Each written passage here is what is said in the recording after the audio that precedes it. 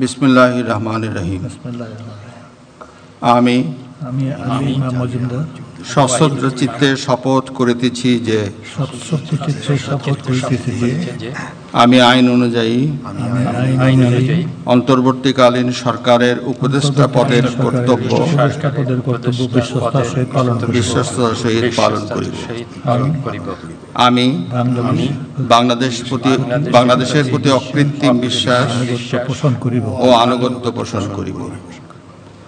আমি সংবিধানের রক্ষণ সমর্থন ও নিরাপত্তা বিধান করিব এবং আমি ভীতি বা অনুগ্রহ অনুরাগ বা বিরাগের বশবর্তী না হইয়া সকলের প্রতি আইন অনুযায়ী যথাবিহিত আচরণ করিব।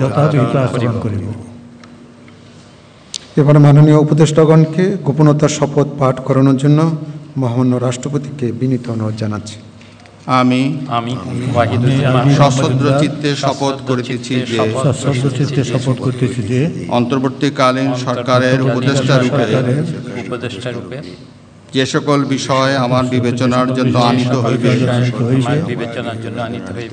বা যে সকল বিষয় আমি অবগত হইব তাহা উপদেষ্টা রূপে যথাযথভাবে আমার কর্তব্য পালনের প্রয়োজন ব্যতীত প্রত্যক্ষ বা পরোক্ষভাবে কোন ব্যক্তিকে জ্ঞাপন করিব না বা কোন ব্যক্তির নিকট প্রকাশ করিব না।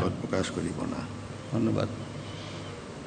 মাননীয় উপদেষ্টাগণকে উপদেষ্টা পদের শপথ ও গোপনতার শপথ স্বাক্ষর করার জন্য এবং স্বাক্ষর শেষে নির্ধারিত আসন গ্রহণ করার জন্য বিনীত অনুরোধ জানাচ্ছি।